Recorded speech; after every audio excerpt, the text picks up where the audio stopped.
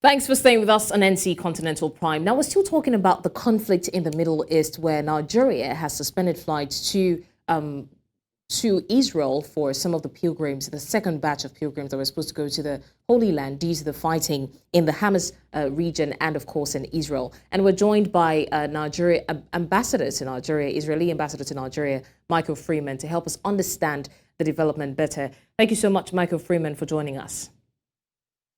Thank you very much for having me. All right, it's a pleasure. Now, Michael, earlier on, I was trying to find out, with Nigeria suspending flights to Israel, now some airlines did the same in the wake of Hamas attacks, but other international airlines have continued flights to Israel. And I think the major question to ask here is, how safe can we say that Israeli airspace is in the midst of the current tensions? We can say that Israeli airspace is very safe. As you said, airlines are still flying in and out. They will each make their own individual calculations of whether they want to fly or they don't want to fly. But at this point, I would tell you that Israeli airspace is safe and that there's no reason for people to worry flying in and out of Israel. All right, Ambassador Freeman, what exactly is the situation in terms of safety of the civilian lives and property in Israel at the moment? Well, as you know, Hamas launched a terror attack over the weekend into Israel. They did kill 1,000 Israeli civilians, and they murdered Israeli civilians. And there are ongoing rocket attacks.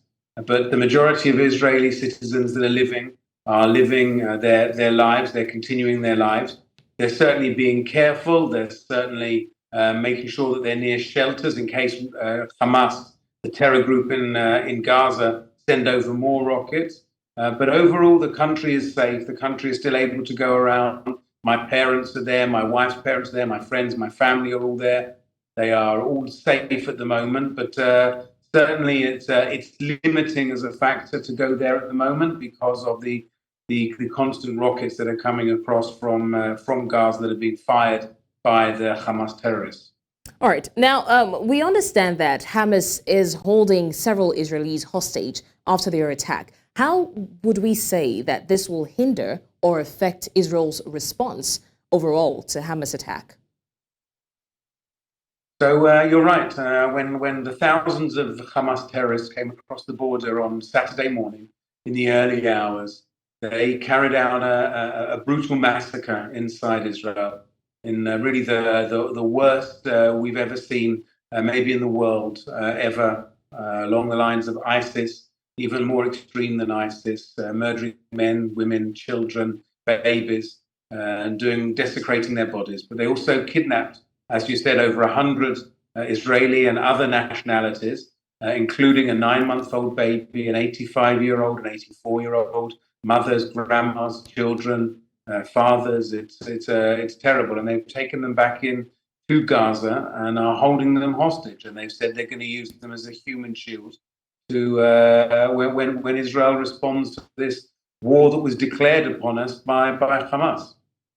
All right, Ambassador, there are also speculations that Iran could be sponsoring these attacks.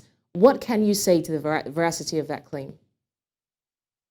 Well, we know that Iran is a sponsor of Hamas. They equip them, they fund them, they provide them with training. And we know that Iran wants to see a destabilization in the Middle East, that Iran wants to work against peace in the Middle East. So that we know that Iran is certainly intimately involved with Hamas. And so that's what we certainly know. All right. Now, speaking of reactions from both parties, United Nations Secretary General Guterres has said that Israel's response should be guided by international laws, which, I mean, to some extent looks practically impossible, particularly with a total blockade of Gaza, which, of course, has been declared not acceptable under international laws. What can you say to that? Israel will follow international law. We always follow international law. And we will make sure that we respond in a way that is correct and it is in line with international law. We've seen 1,000 of our citizens murdered, massacred, with horrific stories coming out of what happened, of, as I said to you, children being murdered in front of their parents, parents being murdered in front of their children, bodies being burned, all sorts of horrific stories. And for those people who want to see a better future for the Middle East and want to see a better future, we need to make sure that Hamas pays a price and that we win this war, and that Hamas will never be able to do what they've done ever again to anybody. All right, Ambassador, I mean, this is a very devastating situation, and at the moment, it's quite vague how it's going to end. But I think one thing we need to find out is how this is going to affect, how the conflict is going to affect the relationship between Israel and Saudi Arabia at the end of it all. We are moving forward with our contact with all of our neighbours and trying to have better relations. At this point, our focus is going to be on Hamas and doing what we need to do. And I think that anybody in the Middle East who sees and wants a better Middle East, wants a weaker Hamas, wants a Hamas that is not capable of carrying out its terror attack. There's no right-minded, decent human being in the world that wants Hamas we want to see what we've just seen over the weekend. We want to see these horrific images, these horrific stories, this barbarity. 260 teenagers going to a music festival, being gunned down in the back. Stories of what was done, what they were done to them on the way. Innocent souls, people who are just going to a music festival to celebrate peace. And therefore, we need to focus on that. And I think that any decent person around the world will say that we need to do that. And we know that we've seen condemnation from other countries in the region of these barbaric acts. And we believe that in the long run, this will be good for peace and for the region.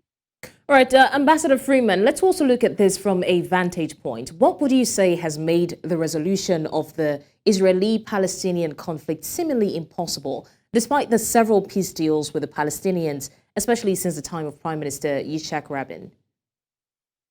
Well, I believe in hope. Our national anthem is called The Hope. And I think we always have to have hope that we will be able to have peace. We won't be able to have peace with Hamas. That's very clear. Hamas's entire charter, their constitution, calls for the destruction of Israel, calls for the death of every Jew everywhere. But with the Palestinians, I want a better future for my children. I'm quite sure that the Palestinians want a better future for their children. And we will find the right Palestinian leadership that wants a better future for their children. And we will sit down and resolve this conflict. Every conflict in the world that seems unsolvable is unsolvable until it's solvable. And so I'm very, very hopeful that one day we will have that peace and that one day we will have a better future for everybody. But what's clear is that Hamas cannot be part of that. Hamas are against the peace process. Hamas are against any accommodation. Hamas has protested, and when I say protest, I mean launched terrorist attacks and suicide bombings anytime there's any chance of accommodation or peace moving forward in the region. Now, a lot has been said about the two-state solution, which of course envisions an independent state of Palestine along the state of Israel. What will make this difficult to achieve? Well, what makes it impossible to achieve is Hamas, because Hamas aren't interested. Hamas, after in 1993, when we signed the Oslo Accords, the first people to protest were Hamas. Hamas were out in the streets launching suicide bombers, blowing up buses, killing Israeli men, women, and children.